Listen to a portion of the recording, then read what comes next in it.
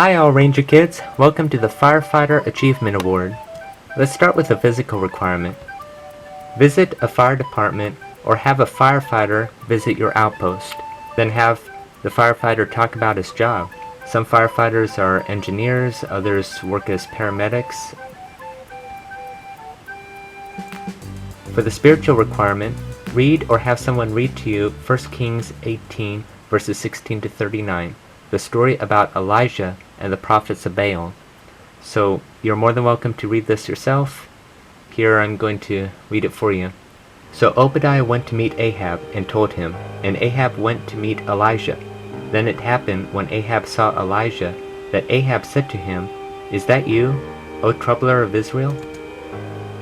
And he answered, "I have not troubled Israel, but you and your father's house have.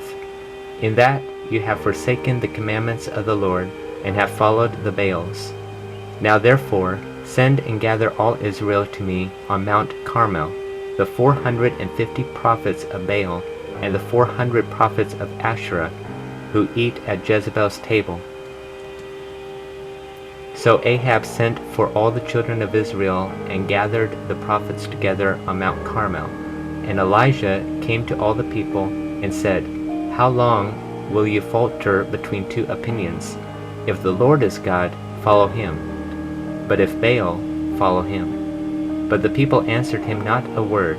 Then Elijah said to the people, "I alone am left a prophet of the Lord, but Baal's prophets are 450 men. Therefore let them give us 2 bulls, and let them choose 1 bull for themselves. Cut it in pieces, and lay it on the wood, but put no fire under it. And I will prepare the other bull, and lay it on the wood, but put no fire under it. Then you call on the name of your gods, and I will call on the name of the Lord. And the God who answers by fire, he is God." So all the people answered and said, "It is well spoken." Now Elijah said to the prophets of Baal, "Choose 1 bull for yourselves, and prepare it first, for you are many, and call on the name of your God, but put no fire under it." So they took the bull which was given them, and they prepared it, and called on the name of Baal from morning even till noon, saying, "O Baal, hear us." But there was no voice, no one answered. Then they leaped about the altar which they had made. And so it was at noon that Elijah mocked them and said, "Cry aloud, for he is a god. Either he is meditating, or he is busy, or he is on a journey, or perhaps he is sleeping and must be awakened." So they cried aloud, and cut themselves, as was their custom, with knives and lances, until the blood gushed out on them. And when midday was past, they prophesied until the time of the offering of the evening sacrifice. But there was no voice, no one answered, no one paid attention. Then Elijah said to all the people, "Come near to me." So all the people came near to him, and he repaired the altar of the Lord that was broken down. And Elijah took 12 stones, according to the number of the tribes of the sons of Jacob, to whom the word of the Lord had come, saying, "Israel shall be your name." Then with the stones he built an altar in the name of the Lord, and he made a trench around the altar large enough to hold 2 seahs of seed. And he put the wood in order, cut the bull in pieces, and laid it on the wood, and said, "Fill 4 water pots with water, and pour it on the burnt sacrifice and on the wood." Then he said, "Do it a second time," and they did it a second time. And he said, "Do it a third time," and they did it a third time. So the water ran all around the altar, and he also filled the trench with water.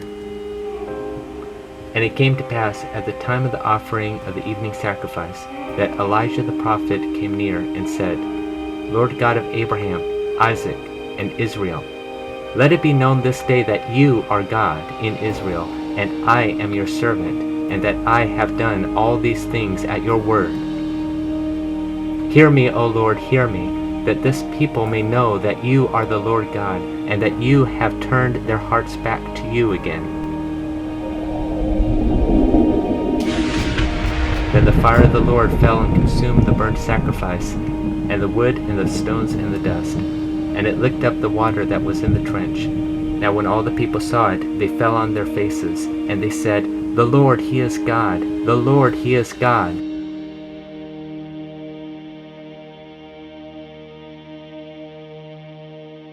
Okay, so let's move on to the mental requirement.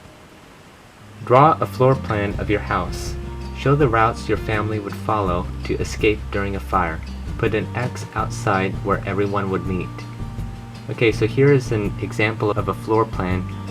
You're just going to draw the outline of your house, just like this, and you're going to include all the rooms in your house, specifically the first story.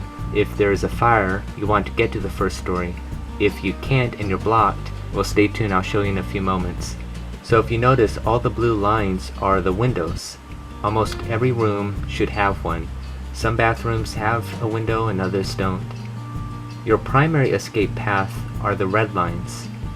When you escape from any of the rooms, you want to crawl down on the ground outside the house from wherever you're at, and you want to make sure that you know where you're escaping. Now let's say that the doors are blocked by fire. Suppose you feel your door with the back of your hand and it's very hot. Well, you don't want to go out to the fire, so the secondary escape plan would be to go out the window. Always have a designated place for your family to meet at.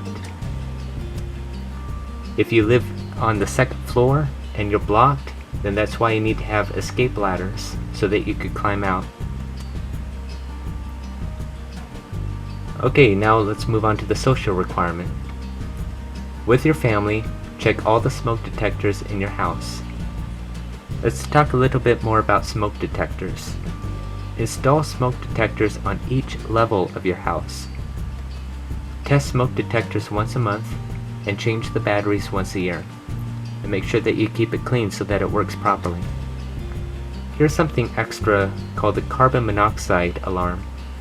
Carbon monoxide is a tasteless, odorless, invisible gas, and if you get carbon monoxide poisoning, you may experience flu-like symptoms. You might think it's the flu, but it's really carbon monoxide poisoning, and you do not want to be poisoned by carbon monoxide. That's why it's very important to have such an alarm installed in your house. So congratulations, you got a great start on the Firefighter Achievement Award. The next step is to show and tell your commanders and the rest of your outpost what you learned. Great job.